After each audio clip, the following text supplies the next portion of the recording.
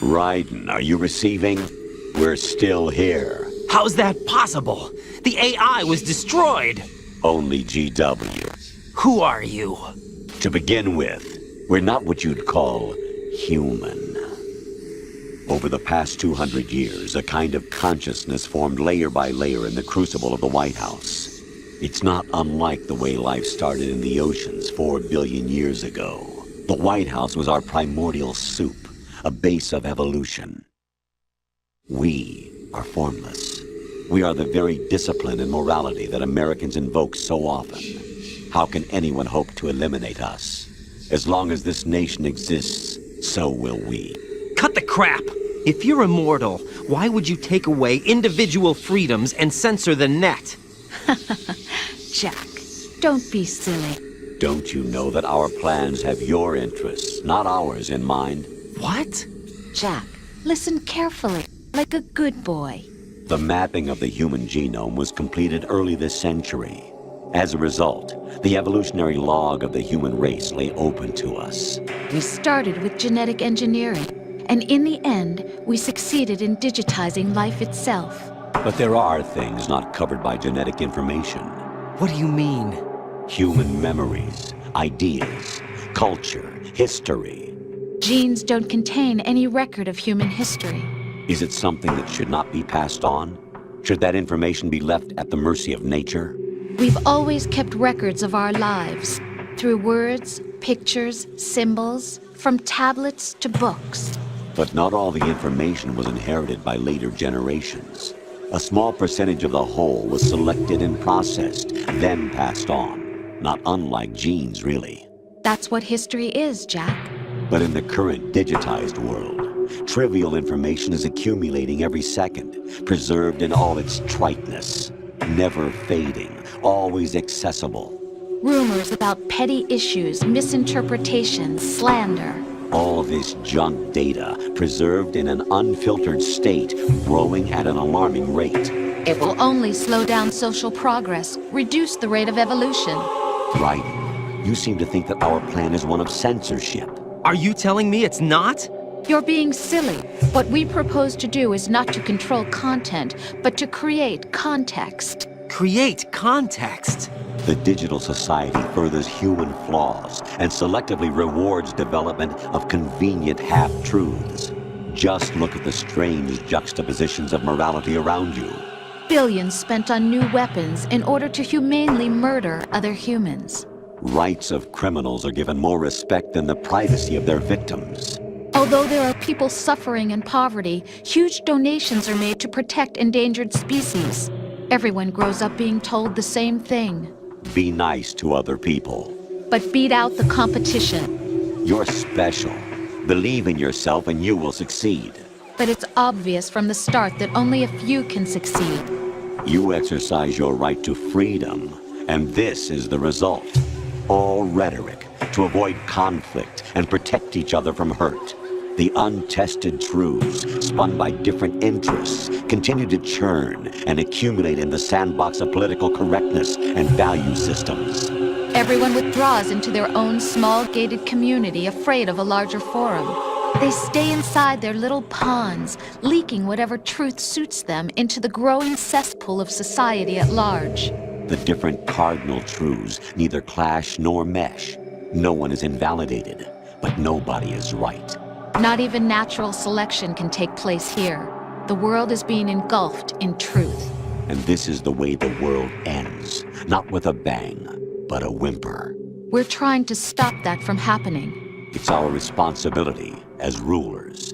Just as in genetics, unnecessary information and memory must be filtered out to stimulate the evolution of the species. And you think you're qualified to decide what's necessary and not? Absolutely. Who else could wade through the sea of garbage you people produce, retrieve valuable truths, and even interpret their meaning for later generations? That's what it means to create context. I'll decide for myself what to believe and what to pass on. But is that even your own idea? Or something Snake told you? That's the proof of your incompetence right there. You lack the qualifications to exercise free will. That's not true. I have the right. Does something like a self exist inside of you? That which you call self serves as nothing more than a mask to cover your own being. In this era of ready-made truths, self is just something used to preserve those positive emotions that you occasionally feel. Another possibility is that self is a concept you conveniently borrowed under the logic that it would endow you with some sense of strength. That's crap! Is it? Would you prefer that someone else tell you? All right then. Explain it to him. Jack, you're simply the best, and you got there all by yourself. Oh, what happened? Do you feel lost? Why not try a bit of soul-searching? Don't think you'll find anything, though. Ironic that although self is something that you yourself fashioned, every time something goes wrong, you turn around and place the blame on something else. It's not my fault. It's not your fault. In denial, you simply resort to looking for another, more convenient truth in order to make yourself feel better. Leaving behind in an instant the so-called truth you once embraced. Should someone like that be able to decide what is truth? Should someone like you even have the right to decide? You've done nothing but abuse your freedom. You don't deserve to be free. We're not the ones smothering the world. You are. The individual is supposed to be weak, but far from powerless. A single person has the potential to ruin the world. And the age of digitized communication has given even more power to the individual. Too much power for an immature species. Building a legacy involves figuring out what is wanted and what needs to be done for that goal. All this you used to struggle with. Now we think for you. We are your guardians, after all. You want to control human thought? Human behavior? Of course. Anything can be quantified nowadays. That's what this exercise was designed to prove. You fell in love with me just as you were meant to, after all. Isn't that right, Jack? Ocelot was not told the whole truth, to say the least. We rule an entire nation. Of what interest would a single soldier, no matter how able, be to us? The S3 plan does not stand for solid snake simulation. What it does stand for is selection for societal sanity.